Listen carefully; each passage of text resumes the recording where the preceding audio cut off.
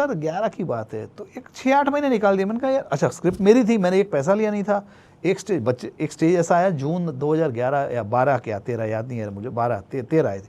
तो मैंने कहा भाई पैसे वैसे तो दो यार, कब से आपने, तो बोले यार देख अभी हीरो साइन हो जाने दे एक बार फिर हम ये देंगे। आपका कॉन्वर्सेशन है अब्बास सर के साथ? नहीं प्रोड्यूसर्स Producers के, अब्बास भाई को बोला मैंने, तो अब्बास भाई बोला कि भाई आप प्रोड्यूसर, हम तो डायरेक्टर हैं, आप प्रोड्यूसर से पैसों की बात करो। ऐसे ठीक है, प्रोड्यूसर मेरे को गोलियां दे रहे हैं, बोले नहीं क्या है ना कि हम करेंगे पर पहले हीरो साइन हो जाए। उन्होंने जॉन को सुनाई थी पर उनका और जॉन का कुछ जमा नहीं और रेम्यूनरेशन और स्क्रिप्ट पढ़ी है, तो दे वांटेड मी कि किसी को दो भी मत और हम पैसे तब देंगे जब हमको हीरो साइड हो जाए। अरे ये कौन सी दुनिया है यार, तो देन आई डिसाइडेड कि ये साला ऐसा नहीं चलेगा ना वो सब साइड पे। तो then I contacted John's office, उनके जो पार्टनर थे शील कुमार, आई सेड ये स्क्रिप्ट तो ही वो सब बोला आपके पास है, बोला हाँ। तुरंत ही दूसरे तीसरे दिन कॉन्ट्रैक्ट हो गया, I sold the script to John. इनको बड़ा उन्होंने खरीद हाँ खरीद ली, 2013 में खरीद ली शायद उन्होंने। फिर एक साल रखी, फिर ही डिसाइडेड कि नहीं करनी है अभी। रुस्तम वहाँ से रिलीज हो गई तो मैंने टीनू भाई को दी, और टीनू भाई स्पेशल 26 में इनके असिस्टेंट थे नीरज जी के, और उनका काम देख के नीरज जी ने बोला कि भाई कोई अच्छी स्क्रिप्ट है तो मेरे पास लेके आना। तो मैंने वो स्क्रिप्ट उनको दी, उन्होंने मुझे नीरज जी से मिलवाया, नीरज जी ने बोला बढ़िया है, तो उन्होंने स्क्रिप्ट रख ली। अच्छा उन्होंने 2014 में खरीदी जैसे नीरज जी ने। हाँ। फिर जैसे ये हुआ ना डील, तो सोनी राजदान जी ने अनाउंस कर दिया कि मैं भी नानावटी केस पे कुछ बना रही हूँ। तो नीरज जी बोले ठीक है बनाओ, मतलब देखते हैं। फिर एक साल हो गया, उन्होंने भी नहीं बनाया, बनते बनते पता नहीं क्या हो रहा था। फिर एक मौका आ गया, अक्षय जी आ गया ऑन बोर्ड या जो भी उनका मुझे पता ही नहीं, बन गई। तो हर स्क्रिप्ट की तकदीर होती है। कब लिखी थी मैंने सोचो, लेट 90s में, कब आई 2016 में। सेम थिंग इकबाल की कहानी, Iqbal was story of Rajiv Mishra, he was a hockey player, है ना। तो ये सब ये दोनों कहानियां नेवी डेज से मैंने लिख के रखी थी। तो रुस्तम जब फिल्म बन रही थी आप सेट्स पे वगैरह जाते थे? हाँ इस पे जाता था मैं, उसमें तो लिखा था मैंने कि सेट पे मेरी परमिशन के बगैर नेवी का सीन ओके नहीं होगा। अच्छा आपने हाँ मुझे डर था कुछ भी कर लेंगे यार, गड़बड़ हो जाती है ना।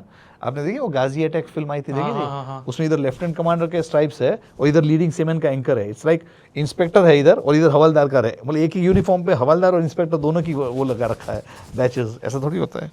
तो मैं तब मुझे बॉलीवुड पे बिल्कुल भरोसा नहीं था। बट सर ऐसे क्यों होता है बॉलीवुड, मतलब आपने जो पॉइंट बोला कि ये लोग सोचते नहीं है कि नहीं सोच, उनको क्या डायरेक्टर तो ज़्यादातर डायरेक्टर्स क्या है ना, they are not very educated. तो बोले अरे ये अच्छा लग रहा है एंकर, लगा दो ना यार। वो हर चीज़ का डेकोरेशन का मतलब होता है ना, ये स्टार वाला मेडल अच्छा लग रहा है, लगा दो। आई थिंक इसलिए जब रुस्तम भी मुझे काफ़ी अच्छी लगी थी, और मेरे मॉम और डैड इतनी मूवीज़ देखते नहीं है तो वो भी काफ़ी इंप्रेस हो। तो वही है कि फिल्म काफ़ी रियल लगी। आई थिंक रीज़न ये है कि क्योंकि आपने वो रुस्तम में देवर 2 एनोमलीज जो यूनिफॉर्म वाइज 2 थी। एक तो जो मेडल्स थे ना वो रेफरेंसेस था, तो वो डेलिबरेटली जो थे जो तब अवेलेबल थे उसमें देखो 2-4 कॉमन मेडल्स होते, 9 ईयर सर्विस मेडल, पर 2-4 ऐसे मेडल आ गए थे जिसमें हमारे जो गोवा लिबरेशन 65 का था, 71 का था, तो रुस्तम की कहानी तो 59 की थी, तो वो लग गए थे, है ना, लगा दिए थे। और एक जो स्ट्राइप्स थी ना वो थोड़े उसमें गड़बड़ हो गई थी, जो ऐसे रखना चाहिए ऐसे हो गई थी, उसमें नज़र ही नहीं गई फॉर सम रीजन, तो गड़बड़ हुई थी उसमें भी। हाँ होने के बावजूद गड़बड़ हुई थी, पर ठीक है चल गया वो। तो देयर वाज सम गड़बड़। और उन दिनों मुस्टैच भी नहीं होता था, वो पहले 7 दिन तो हमने बिना मुश के शूट किया था। हाँ फिर उनको लगा कि नहीं यार मुस्टैच होनी चाहिए, तो फिर वो फिर बाद में मुस्टैच लगे। हालांकि उन दिनों नेवी में अलाउड नहीं था, without a beard you can not have a moustache, तो थोड़ी सिनेमैटिक लिबर्टी भी ले ली गई।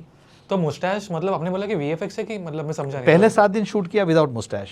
अच्छा। फिर उनको रियलाइज़ हुआ कि नहीं मूछ रखते हैं, ना। नीरज जी प्रोड्यूसर थे, वो आज तक हमारे डिस्प्यूट होता है कि नहीं उनको उनके हिसाब से मूछ रखने से एकदम सीरियसनेस आ गई। हाँ। लेकिन उन दिनों नेवी में अलाउड नहीं था, विदाउट अ बियर्ड तो मूछ नहीं रख सकते। It was a very sophisticated force हमारा नेवी, है ना। तो बियर्ड रखो आप, सेलिंग में आप शेविंग एक्सक्यूज होता है तो आपका जो ग्रोथ हो जाता है, या छुट्टी पे गए तो आपने बियर्ड और मुस्टैच के ग्रोथ कर ली, बट विदाउट अ बियर्ड उन दिनों मुस्टैच रखना वॉज नॉट अलाउड। तो वो जो 7 दिन शूट होता फिर उस पर वीएफएक्स किया है कंटिन्यूटी के लिए। हाँ देखो तेरे संग 11 गाना में हमने उनका यंगर दिन दिखाया है, उसमें विदाउट मुस्टैच कितने हैंडसम लगते हैं। तो हमारा ये डिस्प्यूट होता है कि यार मुस्टैच क्यों लगाई। उनके हिसाब से it was the right decision, मेरे को लगता है कि नहीं, अक्षय जी विदाउट मुस्टैच बहुत ही हैंडसम लगते थे। बट आपके हिसाब से अक्षय सर ने बेस्ट दिया? Solid. I can't even imagine, see पहले दिन से it was we were very clear कि इसमें हमें लंबा क्यों, commander Nanavati was very handsome man, है ना, he was a very handsome man, तो we need, John also was perfect for that matter, John भी ठीक था, पर अब जब बन गई जैसे लाइक मुन्ना भाई में, can you imagine anybody else except Sanjay Dutt, तो अब हमने तो जॉन को बेची, and John would have been also perfect for this, है ना, बट अक्षय जी जब कर लिया तो अब I can't imagine anybody else except Akshay ji.